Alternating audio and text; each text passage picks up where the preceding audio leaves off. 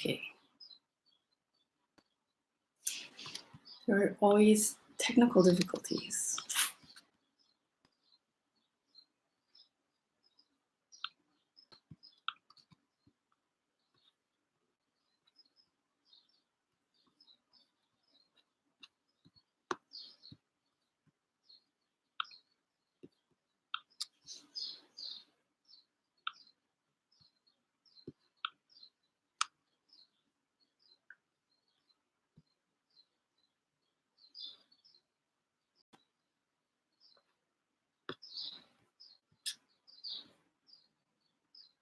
Okay.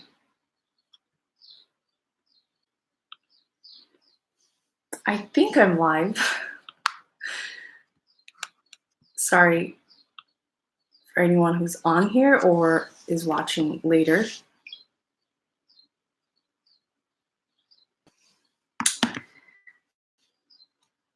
There's a little bit of a learning curve here. I've never done this before. I've live streamed on YouTube, but I've never live streamed via Patreon and YouTube. So let me wait a few minutes. I'm sure people are getting notifications, or if they were on time, maybe they left. Let's see. Can you see?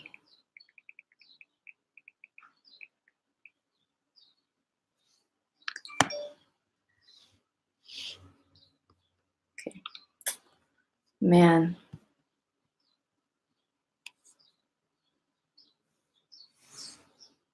Oh, I guess the live stream is available.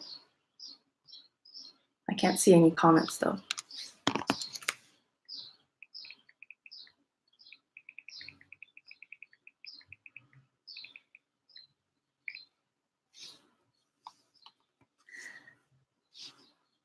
This is not happening.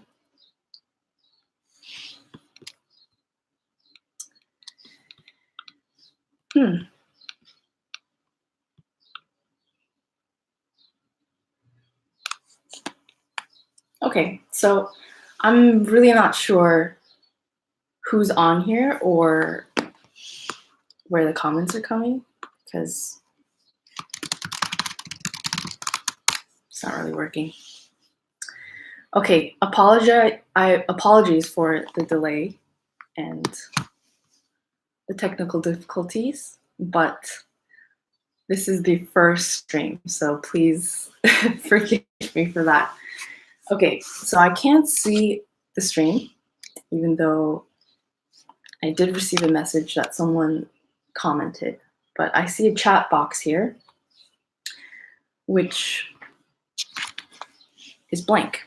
But I will just carry on with the stream and introduce the topics today. So just to, oh, yes, I could see this. Okay, great.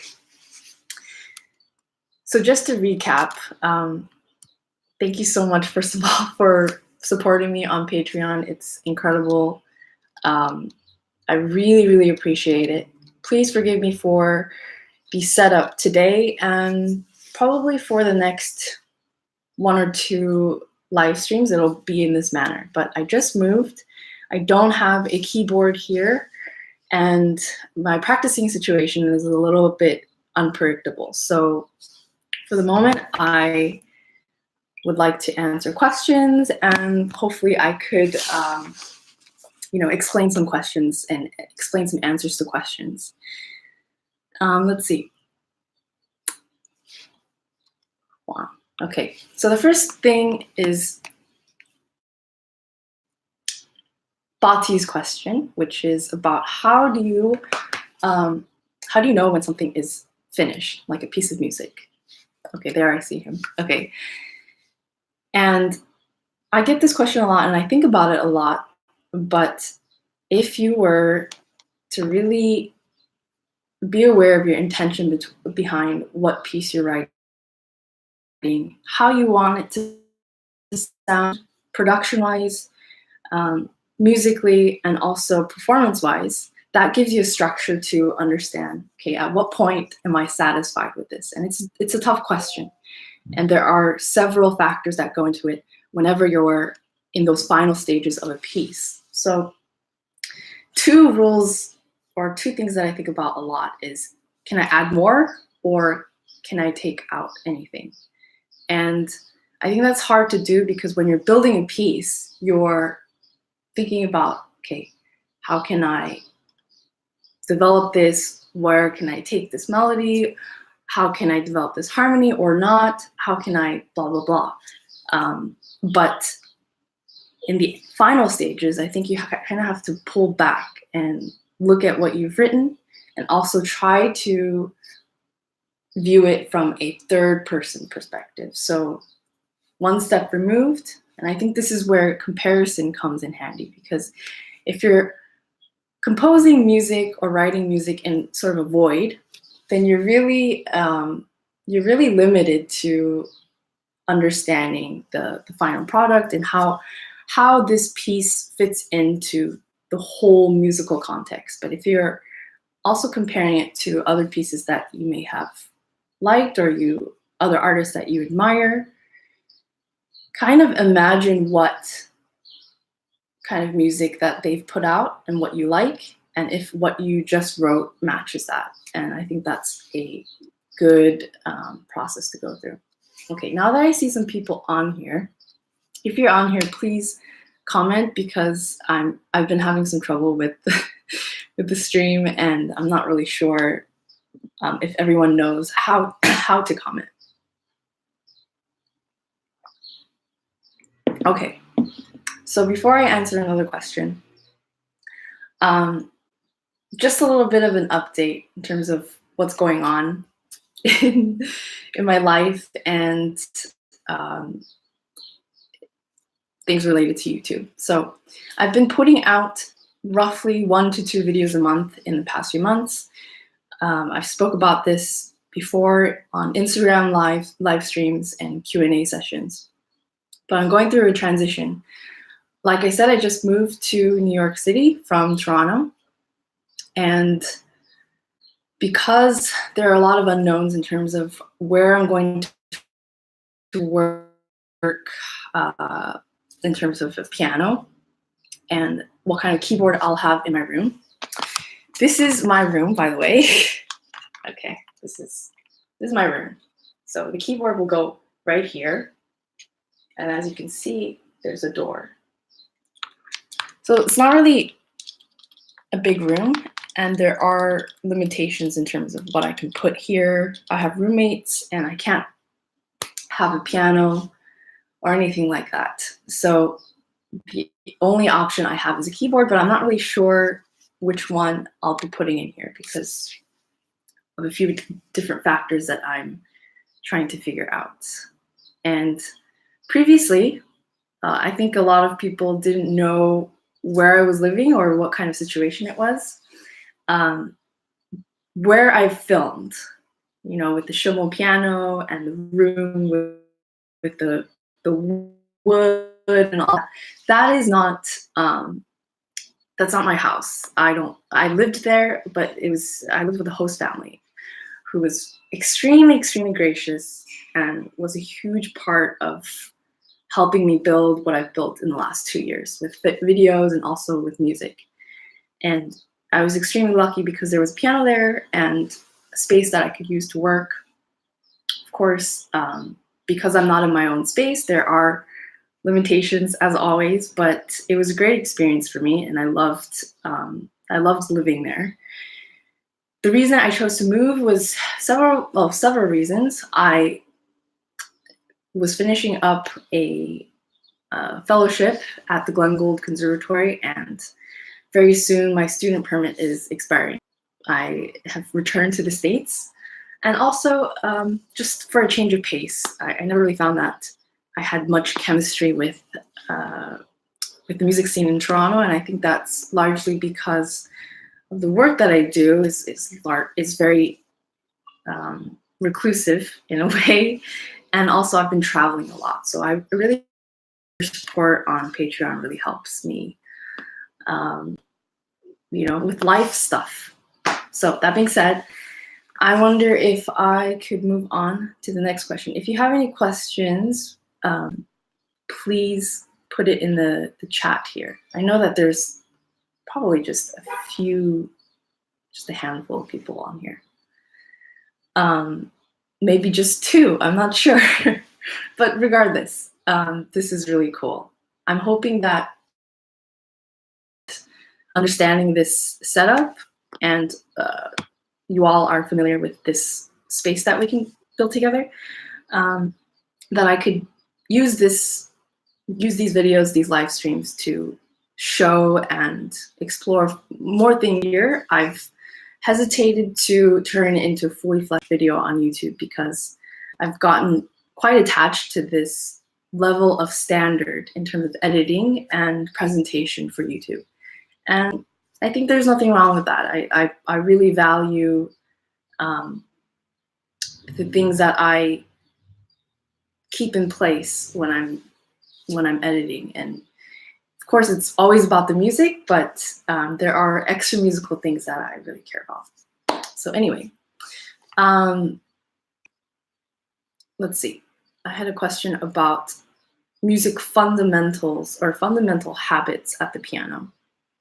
Of course, this is something that's a lot easier to explain once I have a keyboard set up or am at a piano. But for beginners, bad habits in general, I think is very, very important in terms of being aware of what you're doing. And of course, when you're a beginner, you don't really know better. How are you going to know which, first of all, basic human physiology and tension? So I think those two go hand in hand, but they really make a difference in terms of what habits you build and what habits you are aware enough to get rid of. So let me explain. So at the piano, obviously we use our hands, we use our fingers, we use our upper torso, and we're sitting down. So a lot of these basic facts aren't really talked about because, from day one, you may be in the lesson trying to figure out, okay, where are the notes, or trying to figure out what's the fingering. Elbows are always bent like this, and your hand has a natural position. Which is a compilation of things that his pupils wrote. I'll make a post about that, but something that Chopin talks a lot about. But the natural hand structure is like this, and when you're aware of what the natural position is without any tension, then it'll affect how you place your hands on the keyboard. So let me see if I can use. Okay, so say that you have a keyboard here, right? Like that. A lot of the tendency is for a lot of people to have tension here. Or they'll play and they'll curl their fingers. Or once you play a note, everything is still tense. Now this is different for other instruments, say a violin or guitar, until the note ends, you have to keep bowing, or until the note ends, you have to keep your grip. But with the piano, once you play the note, because of the hammer action, you can really just let go of everything. So just being aware of that will help you build habits of, letting go of tension immediately after you play a note. And regarding hand position like this, try to remember what that feels like and what it also looks like, because when you're aware of just trying to maintain a natural physiology at the piano, then it really frees you up for, dexterity, speed, control. Everything has to come from a place of relaxation. When I was starting piano, I really had bad habits. And a couple of them I still kind of deal with on a regular basis, but one of them is raising my shoulders. I would always raise my shoulders whenever there's a moment in the piece where it gets emotionally tense or I'm filled with anxiety. I always crunch up like this. a very long time to get rid of that, because once I started to work on it, I was already at Juilliard, and my teacher there, Mati Recalio, was the first thing he noticed, and he said, "You really need to fix that before we move on, because that will cause all kinds of problems for you, and you're wasting a lot of energy." And I think that's very important, what he said about wasting energy at the piano, because there are a lot of habits that you could be doing, and that I was doing for sure, where I'm just tiring myself out for no reason. And another thing that I was doing was, whenever there's a difficult part, or I'm getting very caught up with the music, my left knee would sort of bounce up and down involuntarily. And that still kind of happens, but I think recording myself really helped. Recording myself video, because then I could see what's going on and kind of remember, oh, my left foot, my left knee was going up. Okay, so I do see some people on the chat. Oh, okay, so Joe Chip, should I be chatting here instead of Patreon? Yes, because I cannot see the Patreon chat or stream or comments. So again, my apologies for not understanding the setup. I was told, and through Google research, that you just put in a stream key onto Patreon, and then it'll function as a regular YouTube live stream. So anyway, I'm sorry if that was confusing, and I'm sorry again for being late. I was extremely frustrated with this for the last 20 minutes or so. But like I said, hopefully things will become smoother. Also, another thing that I'm putting together for you all is my first vlog. And it's not a vlog in the sense that, you know, I'm going to show you my day, and I think that my days are quite boring. I'm either at the keyboard and just dialed into what I'm trying to do, or I'm eating, or I'm editing. So there's not really much there. But I want to put together a vlog on how I create. Usually every video takes a few days to edit, and sorry, the connection seems bad. I'll chip away at it for hours a day, usually at night. It'll probably take anywhere from 15 to 20 hours to finish each video. This one took about the same, but it was quite intensive work, because I tried to meet the deadline, which is Schumann's birthday.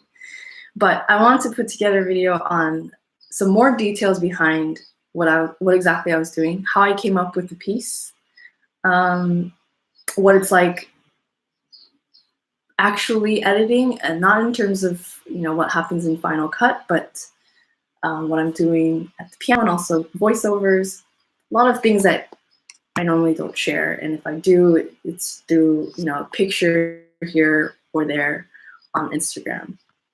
So with that being said, really this space is for you all. So if you have any suggestions in terms of, hey, I want to see this, I will put together a video for you guys.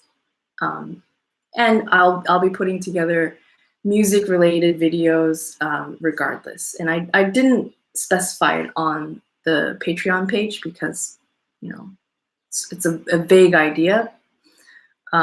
But that is something that I've kept in mind from the beginning. So again, I'm getting some notifications on the app here. Again, if you're commenting, please do it on the actual YouTube chat, because then I can see it. See, I live in like Toronto, but every musician I know here agrees that the music scene here is difficult for emerging musicians. Yes, so my experience with Toronto was that people are interested in getting to know you and getting to work with you, but on a very postponed way. And of course, there are these types of people everywhere. I've lived in multiple cities. I've lived for quite a number of years here in New York, in Paris, in Orange County. And I just noticed it enough that it became almost a characteristic that I saw that was just recurring in Toronto. But of course, a lot of my gigs were outside of the city. But in trying to put something together with the musicians there, people are always up for it, excited, but it keeps getting pushed back and back. And I'm not, of course, it could largely be me, but or working with me, but I noticed it a lot more there than other cities. Just long story short. But that being said, I really love Toronto. I think there are incredible musicians there, energetic. So I really like Toronto. Just not enough for me to try to, find a way to stay there. Let's see. Let me see. Okay, I got an email saying that there's a comment. The vlog idea sounds great. We love hearing from you. Have any questions? Oh, I guess that's it. All right. If you guys are also curious about any other things that are going on, let me know. I tend to be quite quite reserved about personal details, also because there's not much to talk about. Like I said, my life is pretty boring, I would say. But I'm quite excited to move back here because I was living here for on and off since 2009. I went to school here, was here for 4 years, and then left for almost 2 years, came back for a year, left, came back, left, and then now I'm back. So a lot of my friends are still here, which I'm excited about. In Toronto, I really was isolated. I had a handful of friends that I would see maybe twice a month or so. And then I had friends that I just purely work with, music. So hopefully, that's a little different here. Okay. Let's see. Related to being in Toronto, do you have any recommendations for a piano teacher for a beginner who's played non-classical guitar for decades? Yeah, Joe, I will send you a message. A couple of people. Non-classical guitar, but they are guitarists, so that may work out. Lati, I think everything is all right now. Streaming so far, by the way.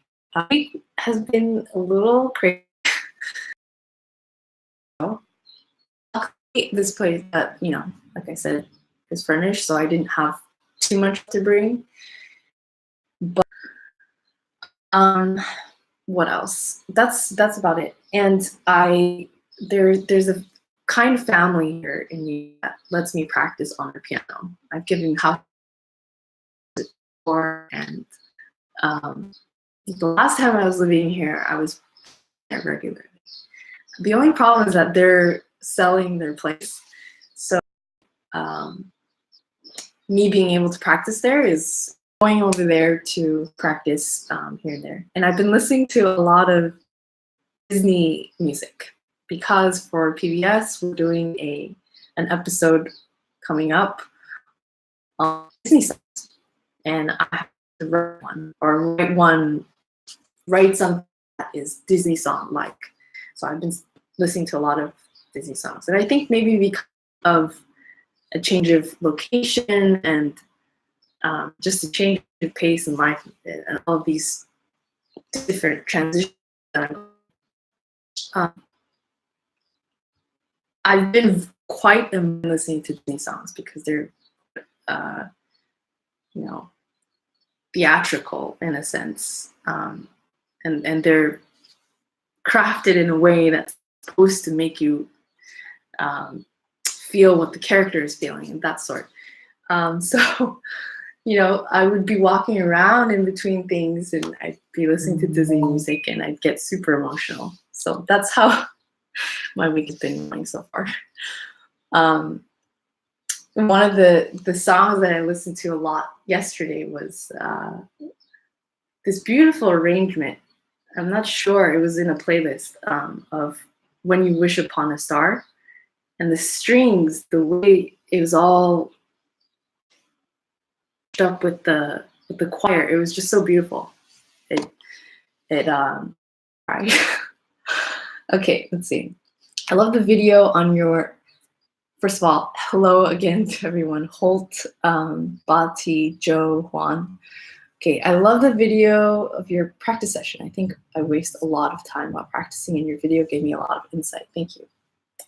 Thank you very much. That video was, it was a practice notes video, but I edited it in a way that I've never done before, because a lot of these practice notes videos, I want to focus on, you know, these different techniques, but I wanted to show something, of course, include those elements, but also zoom out and show what's actually happening. And I didn't intend for it to become that video. I was filming it for a how can I practice this session, or a video clip for Instagram. But I realized that when I finished recording it all, I just had so much footage that was just wasted time. And I thought that was interesting. Let's see, if you want a different take on a Disney song, Miles Davis' Someday My Prince Will Come is amazing, especially Coltrane Soul, and I will check that out. I did listen to Someday My Prince Will Come.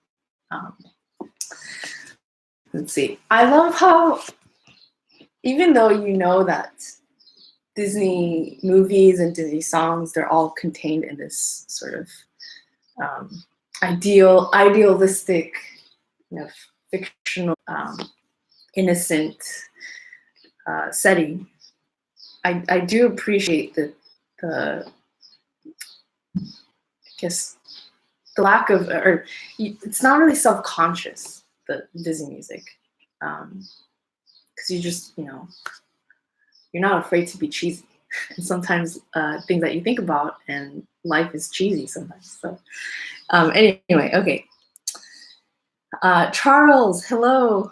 Hi, Charles. Thank you so much for supporting me. That was a loud clap. Hi, everyone. I finally figured out how to join the YouTube channel. Great to be part of this community. I'm really, really excited about this little space. To be honest, I started YouTube 2 years ago, where I just started making videos, and I knew I was going through a lot of evolution in terms of what I was doing musically, and it was intentional, because at the time I intentionally decided to leave this sort of classical music world in the traditional sense. I still wanted to pursue music, but I wanted to do something a little different. Mixing, composition, I wanted to learn how to improvise, and I wanted to do a lot of these things that previously in both conservatories and with my teachers, I felt a lack of support in. So I just made it a point, I will, you know, largely carry out a self, my own regimen. Sorry, I don't know how to explain that, but basically I wanted to teach myself and learn about things myself. And during this process, I documented things and I started uploading, and I wanted to show some of the students that I was also teaching, and I wanted to show my friends and family. And I'm a part of this generation where filming something and sharing it is not such a big deal, right? And I never really put so much thought into it. But as things caught on and people started watching more, and my content became much more public. At first, to be honest, it was exciting. It was very interesting to be in touch with all of these people who are basically strangers. And I was starting, a discussion with various people. I started to meet other video creators. But there is an element of it that is quite overwhelming to me because of the unnatural quantity of people compared to what I'm experiencing in real life. And by no means do I have a viewership or a channel that has it is massive, which I can't understand how other people manage this. But even in responding to people's comments and being in touch with various people on YouTube, Instagram, through email, it's really hard to keep track of, who's just casually stumbling upon a video and just drops in a word, and who's really interested in carrying out a conversation and, who's part of this community. So anyway, long story short, I'm really excited about having this little space because already I feel like I'm getting to know you all closer, and hopefully, I don't know, I'll just put this out there. It might be cool because the number of people here is quite intimate, and I really like that. If some of you are open and interested in ever doing sort of a group hangout chat, that'd be great. I do a lot of that while doing work for PBS, and it's quite fun. Okay, in that spirit, would you consider joining a band combo there in New York? I would love to. So because of the type of music that I do, a traditional band is kind of hard to put together, but I do have, I guess, their goals of mine to create an ensemble of both performer composers, so everyone involved also composes and are performers, so that we can play each other's works. And it's been a dream of mine for quite a number of years. I've almost made it happen, but it's okay. I could try again. Let's see. Your bold new direction is an inspiration to me. I think it just stalled. A group chat would be awesome. Group hangout would be fun. Cool. So yes, let's definitely do that. I would love to see your faces. I get glimpses on Instagram. On Instagram, sometimes people put in a video request. But I really find that in the internet world, there's like I said, it's very unnatural to just kind of put stuff out or talk this way, but then not really know who's on the other end. Not in terms of I don't know who you all are, but in terms of I'd like to feel your energy in a way that's more than text. But nothing is perfect. I'm happy to have this chat going, and that's really special. Let's see. Are there other pianists out there, past or current, you particularly admire? Yes, of course. Let's see. I can go on and on. I'll pass late pianists. Currently, and they always shift. Currently, I'm really fascinated by Richter and especially his recordings of Bach, which I think are a little less listened to compared to some of his other, virtuosic performances. Of course, I love Martha Argerich. She's a huge inspiration of mine. I've never seen her live. I've tried 3 times, and she canceled 3 times, and I was so crushed. I remember the first time, I don't know, I must have been 9 or 10. I was obsessively listening to a recording of hers. I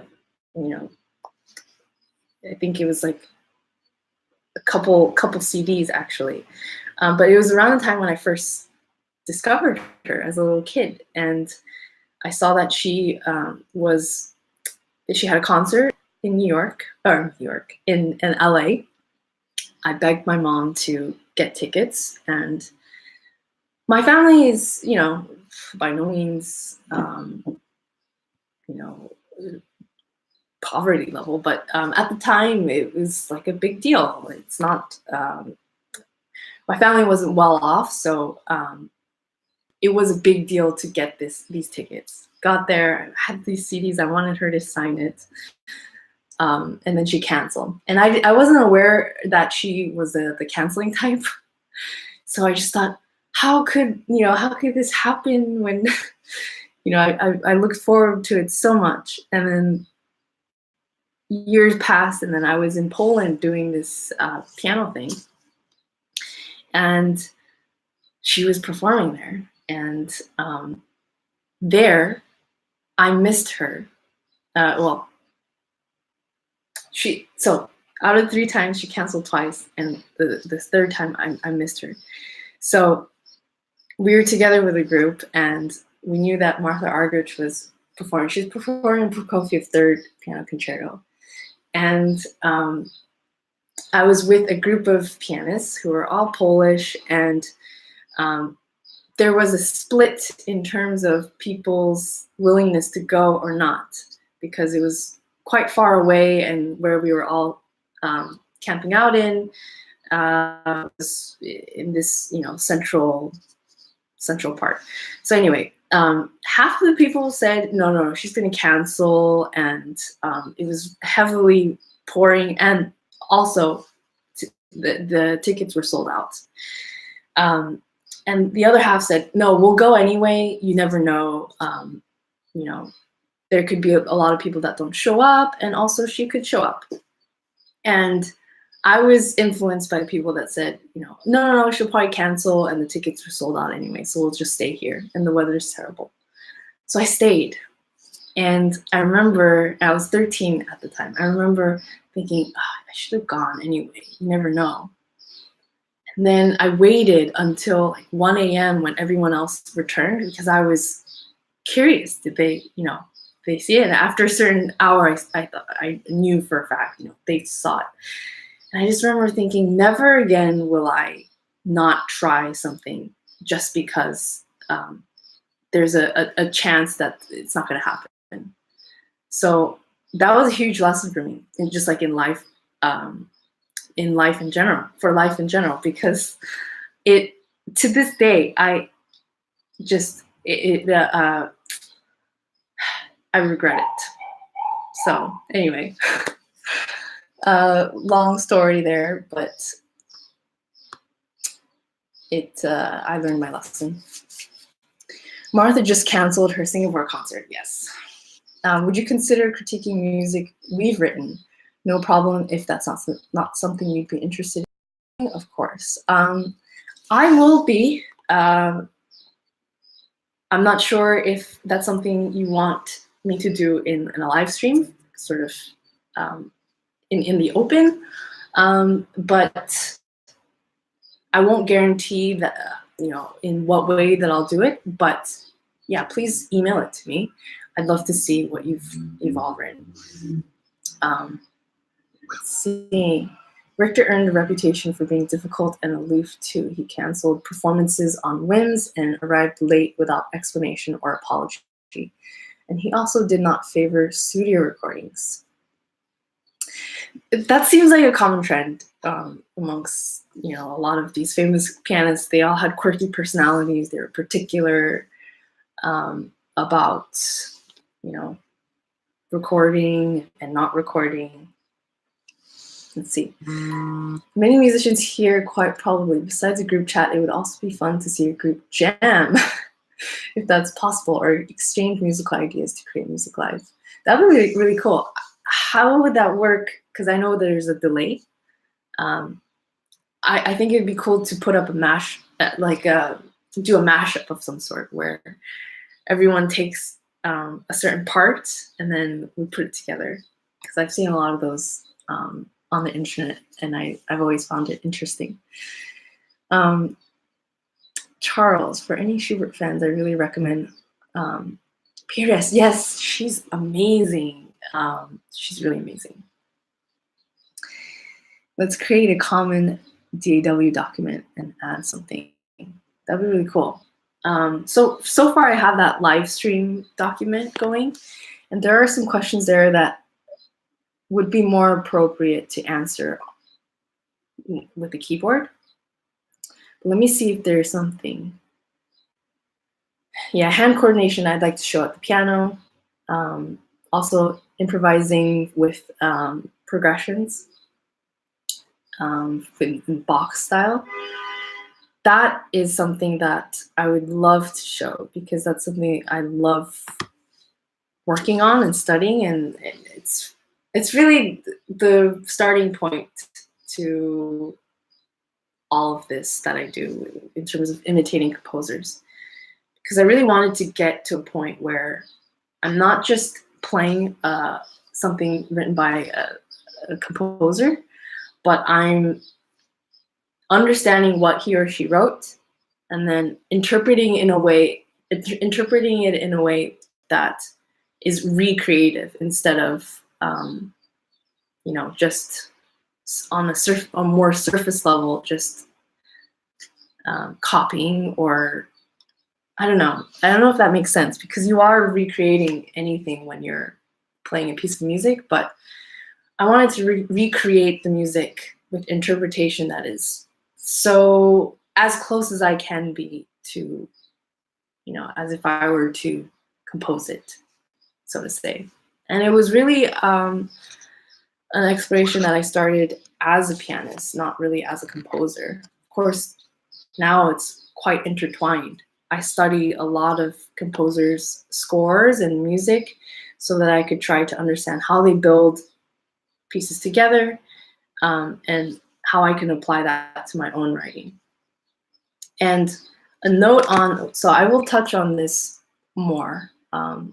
Again, once I get a keyboard, I love to have specific live streams going really in depth on a certain topic, and I can show examples and everything. But regarding composition in general, what I'm learning, especially because, you know, for me, composition is quite tied to piano performance as well, just personally.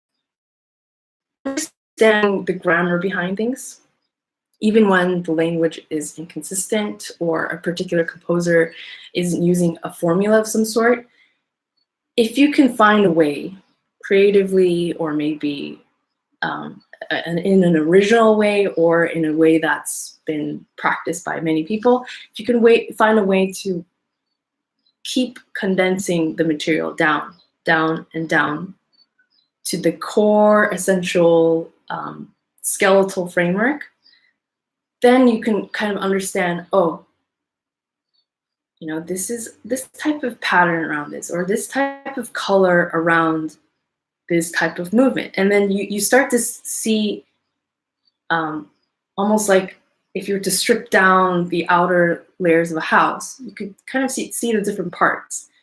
And the beautiful thing about music is that you don't always have to stick to a specific type of analysis. You can take the same piece, the composer may have seen it in this way, another person may see it from another angle, another person can analyze it in a completely different way. So it has nothing to do with how you'll create it or how, you know, if there's a specific answer. There are no answers to that. It's just a way of understanding it. All to say that when you're writing your own piece, you don't need to, you don't need to reference all of this. That will sort of seep in through almost osmosis. It'll just become a part of you as a musician, so that when you're creating, you can use both a balance of specific, workshopped ideas to just using your ear or relying on, intuition. So it just builds up your sense of intuition. I don't know if that makes sense, but that's something that I think about a lot. I do a lot of analysis. I show it on the videos, but to be honest, the way that I write and the way that I ultimately interpret a piece as a pianist, the goal is to reach a point where I kind of let all of that go. One more thing I forgot to mention in terms of going back to the topic about relaxation.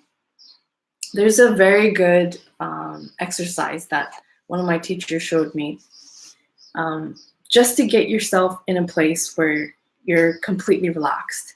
I think whether or not you're at a piano, being in touch with how your body feels when it's completely relaxed is very important.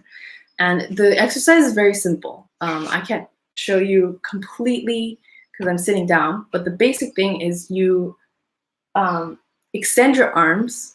You extend your arms and then you imagine carrying 1 pound, 2 pounds, 3 pounds. You can even do it like here, 10 pounds, and you just imagine very slowly that weight that you're carrying is heavier and heavier and heavier.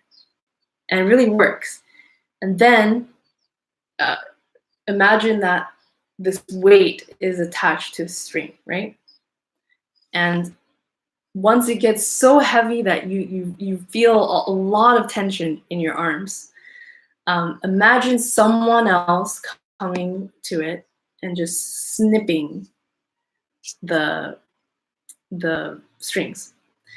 And then your arms will just drop. But that point of relaxation is something that if you do repetitively, it'll just become second nature. So I recommend that. This is giving me an idea to just put together some things that I do with stretching and these relaxation exercises my teachers have shown me over the years, and also self-massage things that I do that really help me as a player. Okay, so I know we've been on here for 50 minutes. I plan to make these live streams about 40 to 50 minutes. I know there's a lot of stuff and delays in the beginning, so that wasn't really helping much. But do let me know also what live stream length do you prefer. So I'll just answer a few more questions and then we'll wrap it up for today. But I'm really, really excited about all of this. Let's see. It would be very interesting to hear you deconstruct the piece and show its inner workings. Yeah, I could go way more in depth and detailed than I show in the videos, because a lot of times, for the sake of video flow, and also because it's always unknown who's watching the videos. So sometimes I go in a more advanced direction, sometimes I go in a more broad direction. But like I said, here I think I can go a little further. Let's see. Would you do commission pieces? I do. The last one I did was a group of miniatures. I haven't done a commission work in a while. No, that's not true. I did some string arrangements, and then I did a piano trio movement.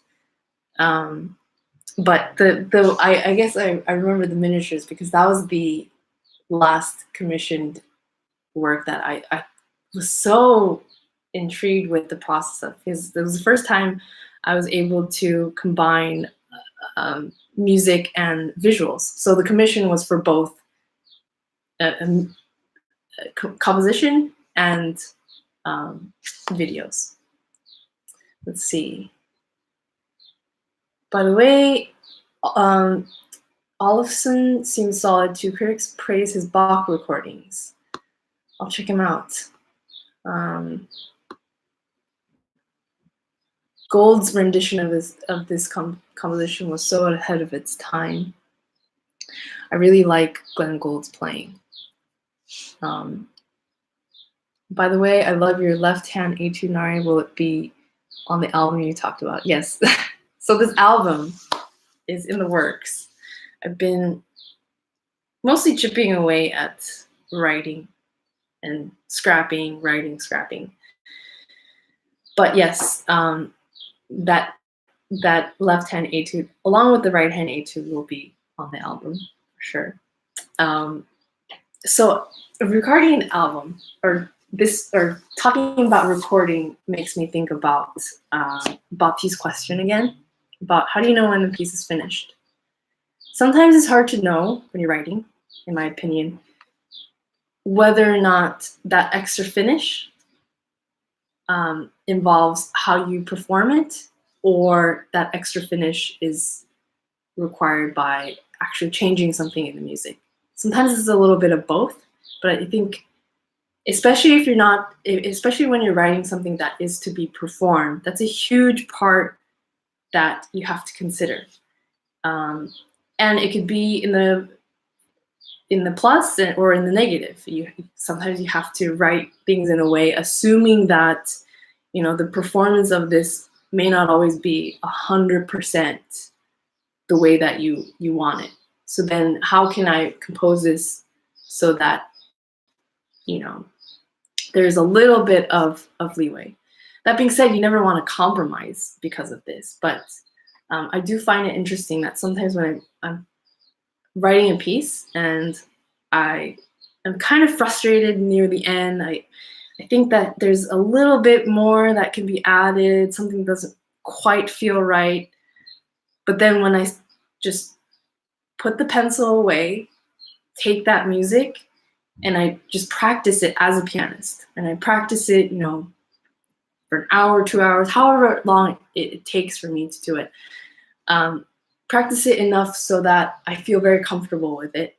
A lot of times, the frustration I felt in writing it disappears because something in the performance aspect of it takes care of whatever I felt was lacking. And when I'm writing, obviously, you're writing new material. So obviously, you won't have the facility to play this as if it were to be performed. So your judgment of whether or not this phrase works or this section is the way you want it could be clouded by the way that you're actually playing it. I don't know if that makes sense. Joe, I'd love to buy an album of your As Digested by pieces. Thank you for saying that. I do get that question a lot, do I have those pieces available? Two things. I thought of releasing them, or I guess recording them formally in the mini keyboard format. And then I also thought about taking those pieces and playing it on, larger keyboards. Been going back and forth. But the only thing is that I wrote those pieces for the little keyboard. So it really affected the way that I composed. So would it really work to expand it? In some cases, I think it will. In some cases, no. Okay, so I will wrap up here for today. Like I said, thank you so much. I really have no words that I could use to describe, I both, of course, the financial help, but also just the fact that you guys are willing to come on the stream on a Sunday and have this exchange with me, and take time out of your days to go out of your way and support me further and be in touch with me. That really means a lot. Thank you so much. And hopefully soon we could see each other's faces too. And yeah, what else can I say? Have a great weekend. I'll be posting more stories on Patreon, because I noticed that there's a story function there. And I know in today's day and age, we have so many people to follow and, so many stories and posts. So never feel obligated to watch what I post. But if you're interested in seeing more stuff, I'll try to put stuff out there. And again, let me know if there's something that you'd like to see more of. And I will keep that in mind when I record things. Okay, have a great weekend. Have a great Sunday, wherever you are. And I'll check in with you guys later. See ya.